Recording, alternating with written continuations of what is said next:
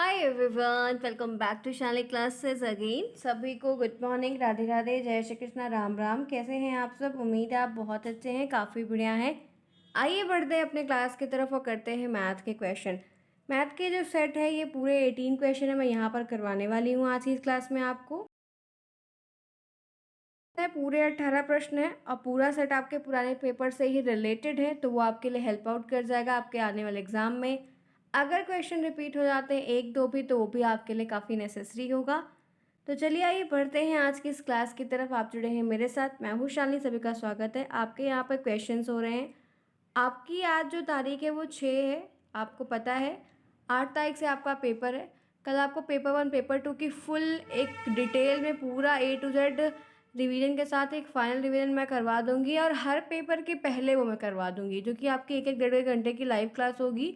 आपको कल भी मिल जाएगी, आपके एग्ज़ाम के रिवीजन होंगे। आप सभी अपना पेपर जो है टेलीग्राम पर राम सर के पास ज़रूर सेंड कर दीजिएगा। जैसे ही आपका पेपर होता है, सेंटर से बाहर निकलने के बाद आप अपने पेपर की इमेज को क्लिक करके टेलीग्राम पर भेज देगा, ताकि आपको उसके सोल्यूशंस वगैरह भी सभी रेगुलरली बेसिस में करा दिए जाएँ। ठीक है फ्रेंड्स, तो चलिए बढ़ते हैं, बिल्कुल भी टाइम को वेस्ट नहीं करते हैं और लगाते हैं अच्छे से क्वेश्चंस को, जो कि आपके सिलेबस से ओरिएंटेड क्वेश्चंस हैं। सबसे पहले क्वेश्चन आपको पता है क्या कैसे आता है। वस्तुनिष्ठ प्रश्न का 1 बाय 1 करके मैं क्वेश्चन आपको दिखा रही हूँ और आपको उसको करना है रिप्लाई। आपको पता है कि 5 क्वेश्चन आएंगे। चीज़ें पेपर जो सेट होता है वो टफ़ और इजी दोनों को मिलाकर होता है, ना ही फुली टफ़ आता है ना ही फुली ईजी आता है। तो आपको दोनों ध्यान में रखना है। आपको 12 नंबर पासिंग लेने हैं, तो जो सेक्शन आपके जिसकी मैथ बहुत ख़राब है, नहीं तैयार है, तो वो उन सेक्शन को ज़रूर तैयार करें। कम से कम कुछ तो चीज़ें आपकी क्लियर होंगी। 12 नंबर निकालने की कोशिश करिएगा। पहला क्वेश्चन आपका है कि 80 और 90 के बीच में अभाज्य संख्याएं। अब भाज्य संख्या नंबर सिस्टम में चीज़ें आती हैं। भाज्य संख्या अभाज्य संख्या क्या होती है, अगर ये पता है तो आप ऐसे प्रश्नों को गलत नहीं करेंगे। पहला ऑप्शन है 81 से लेके 83, 81 और 83 से लेकर, नहीं 81 और 83 दो नंबर, 89 और 81, 83 और 87, 83 और 89। 80 और 90 के बीच में अभाज्य संख्या है, बता सकते हैं कौन सा ऑप्शन होगा? तो यहाँ पर ध्यान रखिएगा, सिंगल ऑप्शन कौन सा होगा, बता सकते हैं? बताइए। जो यहाँ पर सॉल्वेबल ना हो या कटे ना। तो ये ध्यान रखिएगा कि अभाज्य संख्याएं वो जो खुद से कटती, किसी और से नहीं कटती हैं। तो यहाँ पर 83 और 89 डी ऑप्शन ही है जो नहीं कटेगा, बाकी सारे ऑप्शन आपके कटेंगे। तो पहले में डी जिन्होंने बताया है उनको 1 नंबर मिलता है। इसी के साथ नेक्स्ट देखिए, 90 के कोण को क्या कहते हैं। मैंने आपको एंगल वगैरह भी काफ़ी बढ़िया पढ़ाया था। मैथ की पूरी प्लेलिस्ट पढ़ाई हुई थी, हर एक चीज़। तो न्यून कोण को क्या कहते हैं, सॉरी 90 के कोण को क्या कहते हैं? पहला ऑप्शन न्यून कोण, दूसरा ऑप्शन समकोण, तीसरा ऑप्शन अधिक कोण, चौथा ऑप्शन सरल कोण। दूसरे का राइट आंसर क्या होगा? तो ध्यान रखिएगा कि 90 डिग्री का मतलब क्या होता है? Right angle.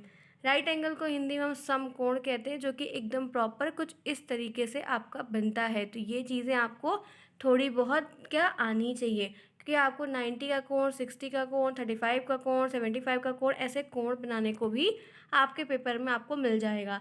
नेक्स्ट आइए, वृत्त के किन्हीं दो बिंदुओं को मिलाने वाले रेखाखंड को हम क्या कहते हैं? वृत्त मतलब सर्किल।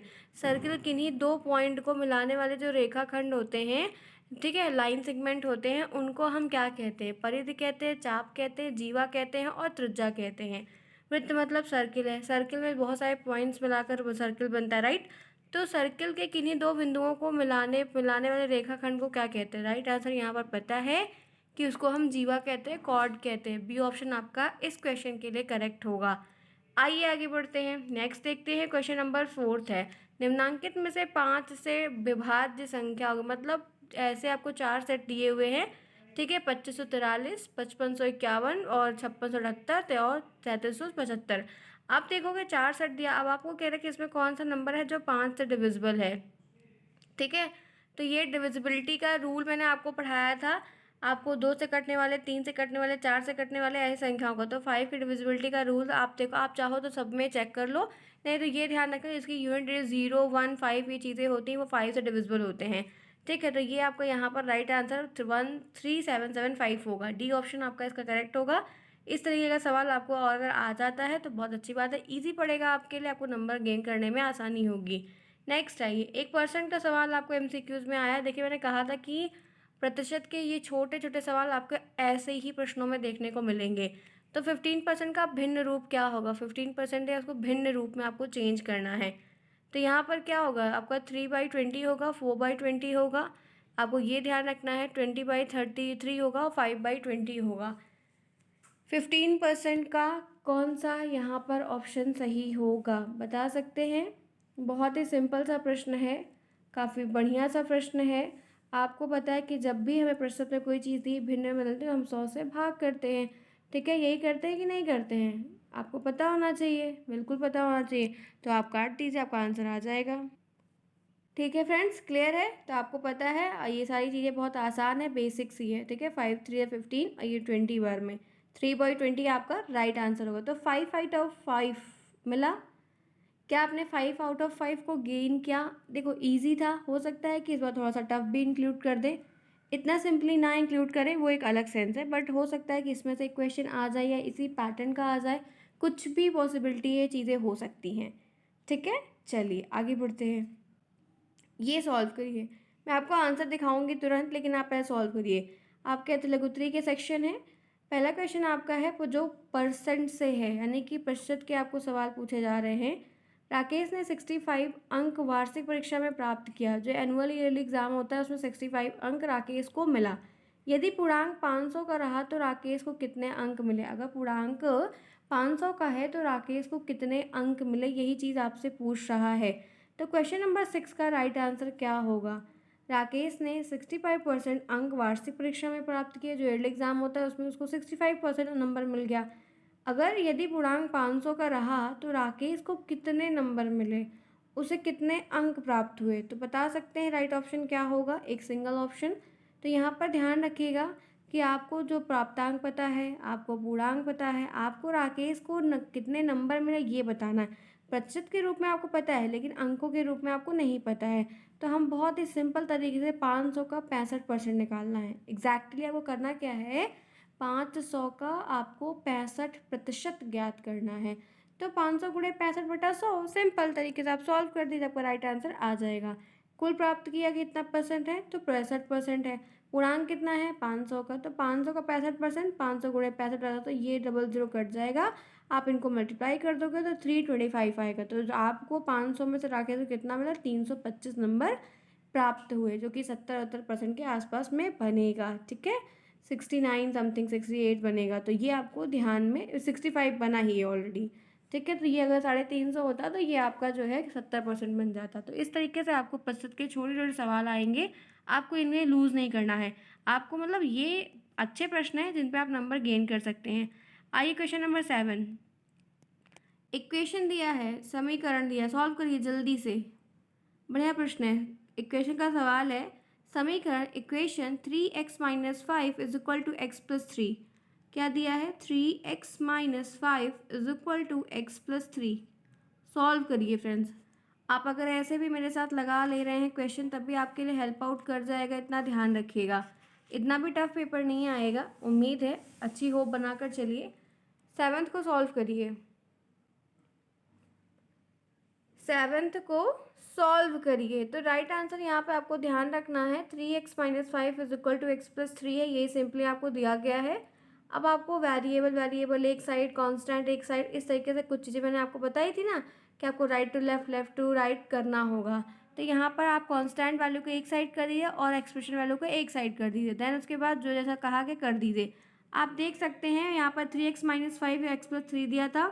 सेम यही चीज़ हमने क्या किया, 3x यहाँ पर था प्लस में है, इधर लेके आए इज इक्वल टू के इधर लेके आए तो माइनस में हो गया, और ये -5 यहाँ पर था तो ये प्लस में चला गया। इन दोनों को ऐड करो, 8 हो जाएगा। 3x में से एक x जाएगा तो 2x हो जाएगा। x की वैल्यू यहाँ पर 4 आ जाएगी। एक नंबर का प्रश्न जो कि ईजी था, बहुत ही अच्छा नंबर आप गेन कर सकते थे। दूसरा लगाइए। दूसरा क्वेश्चन भी काफ़ी बढ़िया है, जो कि आपके कह सकते हैं कि मेंसुरेशन के सेक्शन से है। यदि किसी वर्ग की एक भुजा, कोई वर्ग है, वर्ग का मतलब इंग्लिश में स्क्वायर होता है, पता होना चाहिए। तो यहाँ पर 4 भुजाओं से मिलकर वर्ग बन रहा है। एक भुजा 6 सेंटीमीटर की है तो उसका एरिया आपको निकालना है। अब आपको इन सब का एरिया, पेरीमीटर, ये सब सूत्र फ्रेंड्स याद करना पड़ेगा, मतलब याद होना चाहिए। अब समय नहीं है आपको, और बेसिक क्लास में हम सब पढ़ के रखे हैं। बताइए, यदि किसी वर्ग की एक भुजा 6 सेंटीमीटर है तो उसका क्षेत्रफल क्या होगा? तो आपको पता होना चाहिए एरिया ऑफ स्क्वायर का फॉर्मूला क्या होता है। एरिया ऑफ स्क्वायर का फॉर्मूला होता है साइड स्क्वायर। तो 6 का स्क्वायर कर दिए, 36 आपको राइट आंसर आ जाएगा, 36 आपको राइट आंसर मिल जाएगा। ये देख सकते हैं 6 वर्ग का भुजा। एक बात अब देखिए, जैसे ये कॉपी में मतलब बुक में सॉल्व है, ठीक है, तो प्रॉपरली हर चीज़ लिखी हुई है ना। वर्ग का क्षेत्रफल बराबर भुजा का स्क्वायर, भुजा बराबर 6, क्षेत्रफल बराबर 6 का स्क्वायर, 6 इंटू 6 बराबर 36, आपको भी प्रॉपर लिखना होगा, क्योंकि नंबर वैसे भी पूरा नहीं मिलता है, काट के नंबर मिलता है। तो आप इतना ध्यान रखिए कि बैक डिलीट में जानबूझ के मुझे तो ऐसा लगता है कि जानबूझ के भी लगाई जाती है, ठीक है। आप करके आएंगे तब भी लग जाती है, इसलिए इसको ध्यान में रख कर चलिए। नेक्स्ट आइए, आपको एक इक्वेशन का सवाल फिर दिया गया है, ठीक है।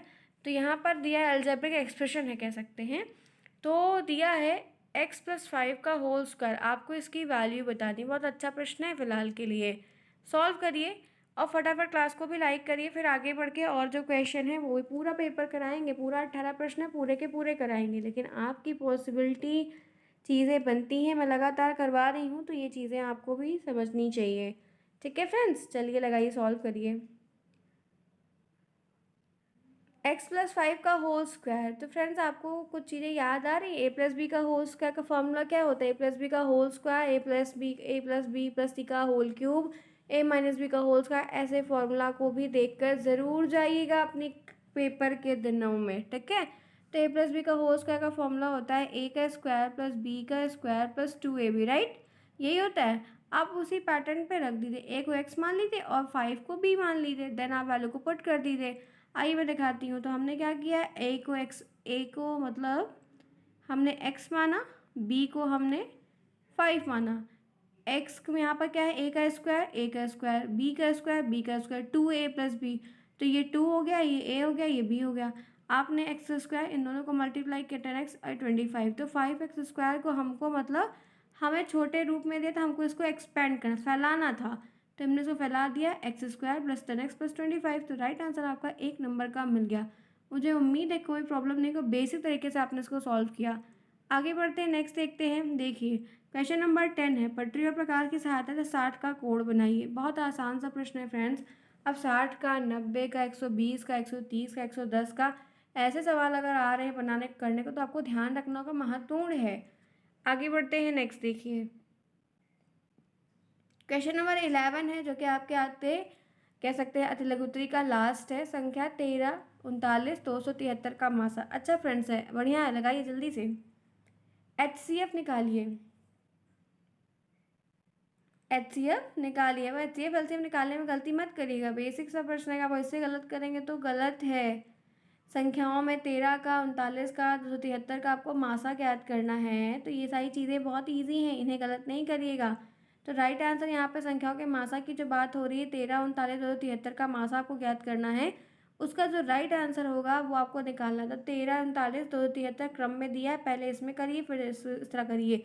मैं आपको दिखा देती हूँ, ध्यान से रखिएगा। 13 में क्या, 13 13 39 होता है, 3 यहाँ पर आया, 13 से अब 273 में, क्योंकि इसी से हम HCF निकालते हैं। नेक्स्ट संख्या में 273 में करेंगे, पहले 2 बार लेके जाएंगे, 26 जाएगा, 2 होगा, फिर 13 उतरेगा, 21 आएगा, यानी कि 13 ही इसका क्या होगा, आपका मासा होगा, आपका HCF होगा। तो ये रहे आपके पूरे के पूरे अतिलघुत्री सेट। इसमें कोई भी सवाल अभी तक की टफ नहीं थी कि आप भी ना कर पाते, ठीक है। तो पेपर अच्छा बनेगा, अच्छी होप के साथ करिए। आइए बढ़िए, लगाते हैं अब लघुत्तरी 2 नंबर के बड़े प्रश्न। बड़े मतलब बड़े। क्वेश्चन कह रहा है, एक साइकिल रुपये 1800 में बेचने पर 10% की हानि होती है। अगर कोई साइकिल है, ठीक है, आपने उसको जो है खरीदा है 1900 रुपये में, 2000 रुपये में से कुछ खरीदा है, ठीक है। अब कह रहा है कि अगर वो साइकिल आप उसको सेकेंड हैंड पे बेच रहे हो तो आपको वो 1800 की बिक रही है। आपकी साइकिल मान लो, अब आप बाइक ले रहे हो तो साइकिल क्या होगी, जगह खाएगी, इसे अच्छा छोड़ दो। अब आप उसको बेच रहे हो 1800 में बेच रहे हो, आपका 10% नुकसान हो रहा है। तो आपको पूछ रहा है कि भाई साइकिल थी कितने की जो 10% नुकसान हो रहा है, यानी कि आपको कॉस्ट प्राइस निकालना। अब देखिए ये जो टॉपिक है ये आउट ऑफ द बॉक्स आया है। आपके सिलेबस में प्रॉफिट लॉस का कॉन्सेप्ट दिया ही नहीं, लेकिन प्रॉफिट लॉस का भी क्वेश्चन आ सकता है। एक एज वाला क्वेश्चन भी आ सकता है कि पिता की उम्र इतनी है तो राहुल की उम्र इतनी है तो बेटे की कितनी होगी, चाचा की कितनी होगी, ये भी आ सकता है। ध्यान रखिएगा, कुछ चीज़ें आउट ऑफ द बॉक्स आती हैं हर बार। 12th को सॉल्व करिए। तो कॉस्ट प्राइस आपको बताना है किसका, साइकिल का। तो आपको कैसे करेंगे, कुछ आइडिया है? तो हमेशा हम जब ऐसी कोई चीज़ें होती तो कुछ चीज़ एज्यूम करते हैं। हम सपोज करके चलते हैं कि 100 रुपये, ठीक है, जो क्रय मूल्य है वो हम 100 रुपये मानते हैं, और जो लॉस हो रहा है वो 10% दिया है। सेलिंग प्राइस आपको 10% का लॉस हो रहा है, इसका मतलब आप क्या समझ रहे हैं, 100 में से आप 10 को माइनस करेंगे, यानी कि 90 रुपये, ठीक है। क्या है, 90 रुपये। तो 90 रुपये को आप कॉस्ट प्राइस के हिसाब से निकालोगे, ठीक है। 1800 में आप बेच रहे हो, तो आपको जो है जो कॉस्ट प्राइस पता करना है, उसका मतलब क्या है, आपको 1800 गुणे 100 बटा 90 करना होगा। आपका राइट आंसर निकल के आएगा। मैं दिखाती हूँ, देखिए। आपको कह रहा है कि भाई आपने साइकिल कितने की ली थी जो आपको 10% का लॉस हो रहा है। तो हम सपोज कर लेते हैं कि हमने साइकिल 100 रुपये की ली थी, 100 रुपये की साइकिल थी, हमें 10% का माइनस हुआ, तो 100 में से 10 माइनस हुआ, कितना रुपये बचा, 90 रुपये बचा। तो हम ये मान लेते हैं कि साइकिल हमारी 100 रुपये के 90 रुपये हमको बेचने में मिल रहा है, 10 रुपये हमारा लॉस हो रहा है। तो विक्रय मूल्य निकालने के लिए यहाँ पर ध्यान रखना कि 100 में से 10 माइनस होगा, 90 रुपये आएगा। 90 विक्रय मूल्य, तो क्रय मूल्य 100 होगा। अगर 90 विक्रय मूल्य है, 90 रुपये में बेच रहे हो, बेचना पड़ रहा है, तो क्रय मूल्य 100 होगा। लेकिन 1800 अगर विक्रय मूल्य है तो क्रय मूल्य क्या होगा, तो 100 गुणे 1800 बटा 90, ये जीरो तो ये जीरो आप काट दो, इन दोनों को मल्टीप्लाई कर दो, तो ये आपको यहाँ पर राइट, ये आपका कट जाएगा 9 का 9, 9 दूनी 18, और ये 2000 रुपये का हो जाएगा। यानी कि जो लड़का था उसने साइकिल 2000 रुपये की खरीदी थी, लेकिन अब उसको बेच रहा है तो उसको 10% का जो लॉस हो रहा है वो 1800 में बिक रही है, इसीलिए उसको ये लॉस हो रहा है। 200 रुपये का उसको लॉस, 10% बराबर यहाँ पर 200 रुपये है, ठीक है। बात समझ में आई, क्लियर हुआ, कॉन्सेप्ट क्लियर हुआ। इस तरीके से सोल्यूशन है, आगे बढ़िए। नेक्स्ट यहाँ पर एक अच्छा प्रश्न है आपके से, सिंपल इंटरेस्ट है, ₹500 का 3 वर्ष का 12% का वार्षिक आपको ब्याज बताना। ये ध्यान रखना कि सिंपल इंटरेस्ट और कंपाउंड इंटरेस्ट के दोनों क्वेश्चंस आपको देखने को मिल सकते हैं। मे बी वैसे सिंपल में ही आएगा, ये भी out of the box question कभी कभी हो जाता है, बट लगा लीजिए क्योंकि ये आपके 3rd सेमेस्टर में, बट इसमें भी पूछ रहा है तो करना तो बनता है कि चीज़ एग्जैक्टली से पूछ क्या रहा है, ठीक है। ध्यान रख लेना, अगर सॉल्व कर रहे हैं तो काफ़ी बढ़िया रहेगा। 13 यहाँ पर है, सिंपल इंटरेस्ट का अगर सूत्र पता है उनके बेसिस पे ये होगा, तो यहाँ पर P/R/T होता है, सब कुछ दिया है, फॉर्मूले पे सेट रखो, आपका राइट आंसर निकल जाएगा। मैं दिखाती हूँ कैसे। ₹500 का 3 वर्ष का वार्षिक, एक बात ध्यान रखना कि हमेशा हर चीज़ लिख कर करना। आपको ये सूत्र है, साधारण ब्याज का सूत्र होता है मूलधन गुणे दर गुणे समय, बट ये पूरा हमेशा जब भी का सवाल लगाइए तो सूत्र जरूर लिखिए। मूलधन कितना है तो 500, समय कितना है 3 साल का, रेट कितने हैं तो 12% के रेट से है, तो सारी वैल्यू को पुट करिए, 0000 कट जाएगा और सारी चीज़ें मल्टीप्लाई हो जाएंगी। तो यहाँ पर 3 से 15, 12, 15 और 12 को मल्टीप्लाई करोगे, राइट आंसर 180 रुपये आएगा। कितना आएगा, 180 रुपये आएगा। तो ये भी एक अच्छा प्रश्न था, 2 नंबर में पूछा गया था और सरल भी था, कोई दिक्कत नहीं थी। चलिए अब ये सॉल्व करिए। अगेन एक्सप्रेशन के सवाल हैं, दिया है x ब्रैकेट में y minus Z plus Y Z minus X plus Z X minus Y. जल्दी से सॉल्व करिए, बहुत अच्छा क्वेश्चन है जो बहुत बार रिपीट होता है। बोर्ड मास के सवाल भी देखने को आपको मिलेंगे, तो बोर्ड मास भी पढ़ना तो बनता है आपका कि इन चीज़ों को भी पढ़ के रखिए। बताइए यहाँ पर राइट आंसर क्या होगा, बहुत सिंपल सा है, एक्सपेंड कर दिए, जितना आपको सेट दिया गया है इस सेट को इसमें मल्टीप्लाई करिए, इस सेट को इसमें मल्टीप्लाई करिए, इस सेट को इसमें मल्टीप्लाई करिए, सबको फैलाइए, तो आपका जो राइट आंसर आएगा पता चल जाएगा। देख सकते हैं आप, मैं दिखाऊँ आपको, आपने इसको एक्सपेंड किया, ये चीज़ें आपकी पूरी एक्स वाई हो गई, ये आपका वाई जेड एक्स जेड हो गया, ये आपका वाई जेड हो गया, ये आपका वाई एक्स हो गया, ये जेड एक्स हो गया, ये वाई हो गया, सबको मल्टीप्लाई करेंगे, ये कैंसिल हो जाएगा, यहाँ से ये आपका ज़ीरो आएगा। बहुत ही फेमस क्वेश्चन है जो हर बार ये पूछा ही जाता है आपसे, ठीक है। आइए फिर आगे बढ़ते हैं, जिसके आगे के सवाल है वो भी लगा लेते हैं, तो वो भी आप थोड़ा सा ध्यान रख लो कि बेसिक चीज़ें से क्या पूछ रहा है। ये भी क्वेश्चन काफ़ी इजी और सिंपल भी है, इसमें भी ऐसा कोई टफ सेक्शन नहीं है, बट इट इज़ ओके। क्या पूछ रहा है देखो, कह रहा है कि एक छात्रावास में 50 छात्रों के लिए 40 दिनों के भोजन की सामग्री, कोई हॉस्टल वगैरह कुछ भी चीज़ें ऐसी दी गई हैं जहाँ पर ऐसी व्यवस्था है। यदि छात्रावास में 30 छात्र आ जाते हैं तो भोजन सामग्री कितने दिनों में समाप्त हो जाएगी। ये परसेंट वाली चीज़ें इस तरीके से पूछी गई। मतलब वो एक रेशियो है ना कि इतना है तो इतना होगा, इतना है तो इतना होगा, ये कैसे होगा। तो यहाँ पर आपको ध्यान रखना है कि आपको कोई हॉस्टल है, कुछ भी चीज़ें, वहाँ पे 50 छात्रों के लिए 40 दिन का खाना रखा हुआ है, लेकिन उसमें 30 लोग और आ गए तो अब कितने दिन चलेगा।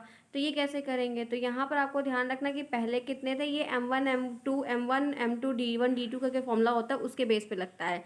फिलहाल रेशियो का क्वेश्चन है, कोई दिक्कत नहीं है। पहले 50 छात्र थे, 30 दिन, 30 उसमें और आ गए, तो अब कितने हो गए, टोटल 80 हो गए हैं। तो ठीक है, आप कैसे करोगे, देखो लिखा हुआ है छात्रों का एक कॉलम बनाओ तो 50 और 80 है, दिन का बनाओ तो पहले 40 दिन चल रहा था, अब यहाँ पर हमको अब नहीं पता है कितने दिन चलेगा। तो हम लोग क्या करेंगे, सिंपल तरीके से इसको हम लिखेंगे 80:50 और 40:x। ये आपका प्रोपोर्शन का सवाल इस तरीके का होता है। रेशियो प्रोपोर्शन आपको डायरेक्ट थर्ड सेमेस्टर में मिलेगा।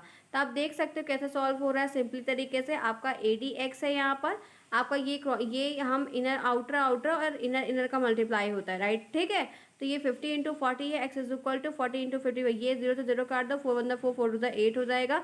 आप इसको डिवाइड करोगे तो ये 25 दिन आएगा। यानी कि जो खाना आपका 40 दिन चल रहा था, अब 80 लोग हो गए हैं, तो वो 25 दिन से ज़्यादा आप रोटेट नहीं कर सकते हैं। तो ये चीज़ें आपको पता होनी ही चाहिए। 2 नंबर का प्रश्न है, ये भी आउट ऑफ द बॉक्स है, ऐसा कोई भी सिलेबस में मेंशन नहीं, लेकिन आया है। एक क्वेश्चन ये है, सॉल्व करिए जल्दी से, बताइए।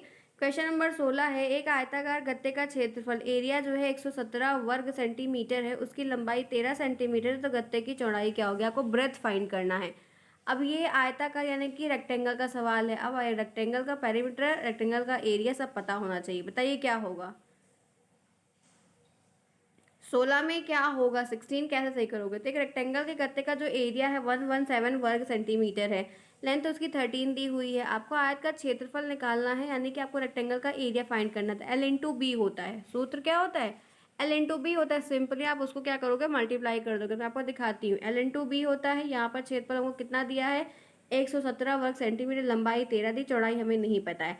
तो हम क्षेत्रफल बराबर 117 × 13 इंटू चौड़ाई करेंगे। 17 में से हम 13 मल्टीप्लाई करेंगे तो सॉरी डिवाइड करेंगे तो 9 सेंटीमीटर आपकी ब्रेथ निकल के आ जाएगी। इस तरीके से सवाल आपको आएंगे। 2 नंबर का प्रश्न अच्छा है, ध्यान रखिएगा। नेक्स्ट आइए इसी के साथ क्वेश्चन नंबर 17 है। क्वेश्चन नंबर कह रहा है, एक रेलगाड़ी जिसकी लेंथ 270 मीटर, कोई ट्रेन है, उसकी जो लॉन्ग लेंथ है वो 270 मीटर है, एक खंबे को 9 सेकंड में पार कर देती है, तो उसकी चाल किलोमीटर प्रति घंटा की स्पीड से कितनी होगी। अगर वो 9 सेकंड में एक खंभा बीच बीच में पड़ रहा है, उसको पार कर दे रही है, तो कैसे करेंगे सॉल्व। बहुत अच्छा प्रश्न है, लेकिन ये भी आपके आउट ऑफ द सिलेबस में है। तो इस तरीके से जो क्वेश्चंस हैं वो पेपर के बाहर आते हैं। अब आपको इसको ध्यान रखना है कि आपको यहाँ पर मीटर में दिया है, कितने में दिया है, मीटर में दिया है, 1 किलोमीटर वाला एक। अब आपको इस तरह से आपको ध्यान रखना होगा कि 9 खंबे पार हो रहे हैं, तो कैसे लगाएंगे, कैसे करेंगे। तो यहाँ पर 9 सेकंड में वो एक खंबा पार कर रहा है, ठीक है, और आपको उसकी स्पीड आपसे पूछ रहा है। सवाल काफ़ी अच्छा।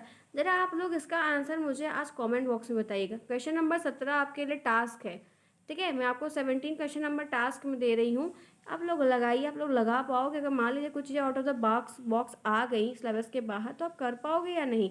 इतना ध्यान रखना कि किलोमीटर प्रति घंटा में आपको बताना है, तो इसमें कुछ चीज़ें डिवाइड करनी होंगी, चेंज करनी होंगी। 1000 से कहीं कहीं वो 16 × 60 करना होगा, घंटे में चेंज करके। इस तरीके से यूनिट्स जो है वो सेम होनी चाहिए। मैं इतना हिंट आपको दे रही हूँ, लगाइएगा ज़रा। आप लोग देखते हैं, एक क्वेश्चन होमवर्क मिल रहा है आपको।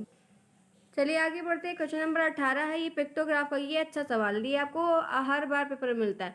आपको फूल दे दिया, गुलाब, गेंदा, जूही, डहेलिया, रजनीगंधा दे दिया है। आपको इस तरह बनाना है। तो आप मान के चल रहे हो कि 50 पौधे, अगर हमने एक कमल बना दिया तो बराबर 50 के हैं। तो कैसे लगाओगे, तो गुलाब में कितने पौधे लगे हैं, 300, 300 को 50 से भाग देकर 6 फूल बना दो। गेंदा का 250 है तो कितना फूल बना दो, 5 फूल बना दो। इसका 100 है तो कितना फूल बना दो, 2 फूल बना दो। इसका 3 फूल बना दो। और यहाँ पे 450 दिया, आप इसको डिवाइड कर दोगे तो आपको यहाँ पर 9 फूल बनेगा। रजनीगंधा का फूल सबसे ज़्यादा बनेगा, क्योंकि सबसे ज़्यादा पेड़ रजनीगंधा का ही लगा हुआ है। तो इस तरीके से आप इसको लगा सकते हैं, रिप्रेजेंट कर सकते हैं। ये सवाल, ये अच्छा प्रश्न है। 2 नंबर का एक आसान सा प्रश्न है, इसमें गलतियाँ बिल्कुल नहीं करिएगा। ये वाला सेट हमेशा आता है तो करना होगा। तो ये रहे, पूरा पेपर मैंने आपको करा दिया। 18 प्रश्न के 18 करवाए। उम्मीद है कि काफ़ी बढ़िया तरीके से मैंने करा। एक आपको वर्क में दिया, उसको आप मुझे कमेंट बॉक्स में बताइएगा आप लोगों की पढ़ाई तैयारी कैसे चल रही। मैं भी तो इस चीज़ का एनालिसिस करूँ। मिलते हैं नेक्स्ट में नए टॉपिक के साथ, नई बातें डिस्कस करेंगे। कोई प्रॉब्लम पूछ लेगा। Bye bye, take care, see you soon, best of luck.